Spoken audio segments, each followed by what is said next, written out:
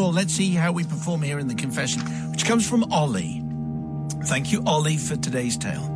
Simon and the team, after much deliberation and a number of guilt trips throughout the years, I feel it's time I sought forgiveness for an episode that I was involved in many years ago, going way back to around 1987, when I was but a lad of around 19. One Saturday afternoon on a sunny summer's day, I ventured with my mate, Matt, for a beer or two and to have a catch-up on the week just gone. In one of the local drinking establishments, we were happily enjoying our tipple and catch-up when the doors opened and in stepped the local rugby team. Boisterous and somewhat merry, the lads from the rugby team were having a good attempt at ridding the bar of the reasonably priced beverages. It wasn't long before one of the furrowed-browed purveyors of the oval balls spotted me and my mate in the corner, clutching our glasses like they were some kind of treasure. So over he came and approached us, grunting, "Here, lads, do you want a beer?"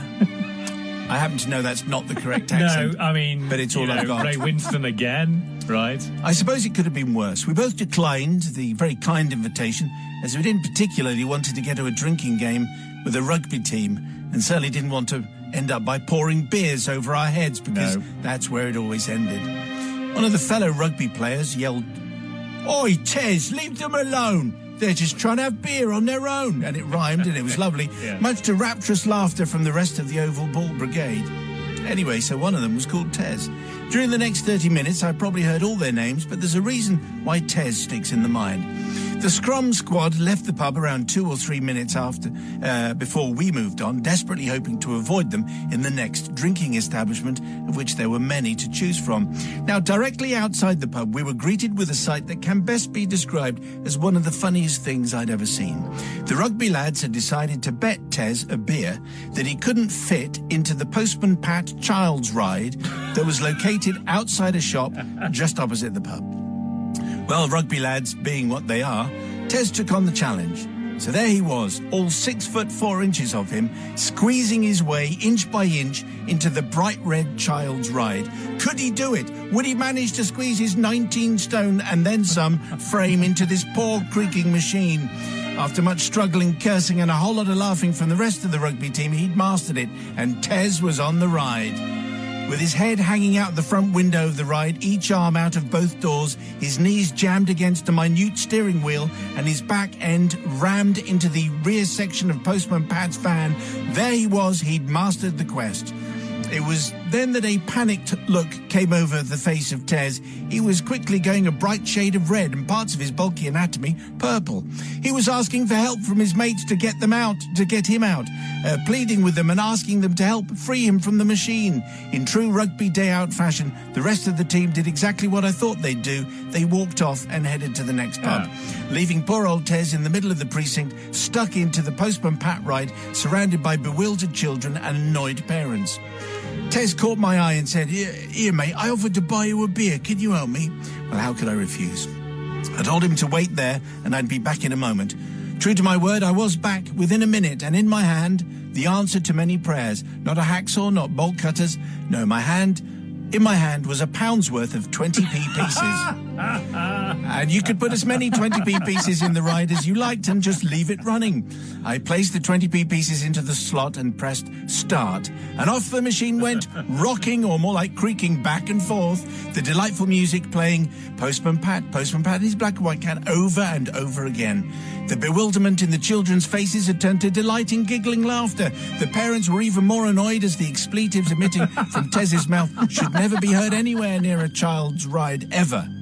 After 3 repetitions in the machine, I thought it was probably best to make my escape, and sharpish, before Tez got loose and forced me into a similar fate to himself. As I turned to make good my plan, it was then I heard them. I was filled with the dread as I heard the dulcet tone of the fire brigade arriving. The sirens got louder and louder until eventually they pulled up outside the shop. 4 firefighters got out and assessed the situation. They tried and tried. They had bolt cutters, they had a saw, they had stretcher jaws, they had the usual fireman equipment. However, the firemen could not help. This is because each one of them, to a man, was in hysterics and could do nothing for laughing. They were professional enough to apologize to Tez, but still could not hold back huge gales of laughter. Of course, this set the rest of the crowd off as Tez went through the final cycle of Pat and his cat song, The Fire Brigade Looking On. 30 to 40 people around this spectacle of unexpected entertainment, the ride came to a halt. It was time for me to leave, so I never saw how the fireman actually got Tez out of the machine or if he was okay. I'm just glad he didn't see me in any of the pubs that night. I couldn't tell if he found it funny or not. Probably not. So I'd like to be forgiven and be able to sleep again at night, please, thanks to the blessings of your flock. Not for Tez being stuck in the machine, as that was hilarious and partly his fault. But I'd like forgiveness from the fire brigade being called out on a Saturday afternoon and spoiling their shift. And finally, forgiveness for interrupting a good 20 minutes drinking time for the rugby team. Although they had a good laugh watching Tez change colour. Please grant me your divine forgiveness for my childish, vengeful prank, because that, of course, is what it was. A childish, vengeful stunt. But maybe it went well, and maybe people are feeling forgiving. Almost certainly not, Sister Jackie.